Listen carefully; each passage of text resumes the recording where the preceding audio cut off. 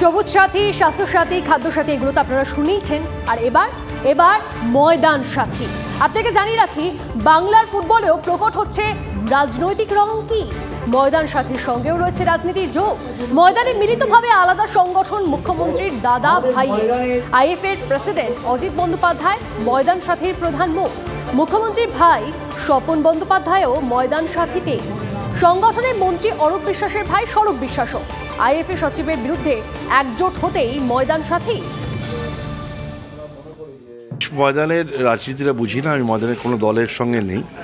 আমি এটা বুঝি, ময়দানের ভালো যে আর যারা করবে আমরা তাদের সঙ্গে থাকতে চাই, বাংলার ফুটবল যাতে উপকৃত হয়। এবং আমি বিশ্বাস করি যারা এই কথাগুলো বলছেন তারা, আমার মনে হয় যে পুরোটা ভেবে কি না ভেবে বলছেন আমি জানি না, কিন্তু এই ময়দান সাথীর মধ্যে দিয়ে এমন কোনো বার্তা নিশ্চয়ই নেই যাতে তারা বলতে পারেন যে দিয়ে একটা গোষ্ঠী তৈরি হচ্ছে বা এই ধরনের কিছু। আমার আইএফএ যেমন আছে, আইএফএর মতন চলবে, এটাও চলবে ময়দান সাথীর মতন চলবে। আমি এক জায়গায় আছি বলে আর এক জায়গায় থাকতে পারবো না, এর তো কোনো এ নেই। এই সিনিয়র লোকদের সম্মান দিতে হবে, এবার সিনিয়ররা জুনিয়রদের সম্মান দেবে, এবার জুনিয়ররা সিনিয়রদের সম্মান দেবে। এবার ময়দানে মনে রাখতে হবে, ময়দানে 2-4 জনকে নিয়ে ময়দান হয় না।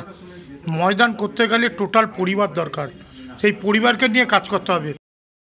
এটা কোনো কম্পিটিশন না, এটা কারোর মানে বিরুদ্ধাচরণ করার জন্য নয়।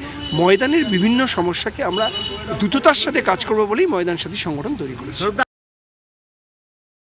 সবকিছু কিন্তু আইএফএ কভার করতে পারে না, তো সেখানে যদি আরেকটা সংগঠন হয়, যেখানে যদি কিছু মানুষ একত্রিত হয়ে একসাথে তাদের পাশে দাঁড়াবার চেষ্টা করে খেলাধুলোর জন্য, আমার মনে হয় that is a very good initiative এবং তাকে আমার তরফ থেকে ওয়েলকাম। যদি কেউ খেলাধুলোর জন্য কাজ করতে যায়, প্লেয়ারদের জন্য কাজ করতে চায়, ক্লাবদের জন্য কাজ করতে চায়, সেটা তো ভালো না, তাতে ফুটবল বেনিফিটেড হবে। তার মধ্যে আমি কোনো অন্যায় দেখি না। ময়দানের মানুষদের পাশে দাঁড়াতে তৈরি হলো সংগঠন, যে সংগঠনের নাম ময়দান সাথী। এই সংগঠনে আবার আছেন মুখ্যমন্ত্রী দাদা অজিত বন্দ্যোপাধ্যায়, তার ভাই স্বপন বন্দ্যোপাধ্যায়, আবার অরূপ বিশ্বাসের ভাই স্বরূপ বিশ্বাসও আছেন এই সংগঠনে। এমনকি Kalighat sports lovers association, Kalighat Milan Sangha, Suruchi সংঘের ক্লাবও রয়েছে এই সংগঠনে। আপাতত এই ক্লাবগুলোতেই হবে এই সংগঠনের বৈঠক। তবে এ নিয়ে উঠছে অনেক বিতর্ক, অনেক প্রশ্ন উঠছে এই সংগঠনে, কারণ বিভিন্ন ফুটবল কর্তারা রয়েছেন এই ময়দান সাথী সংগঠনে।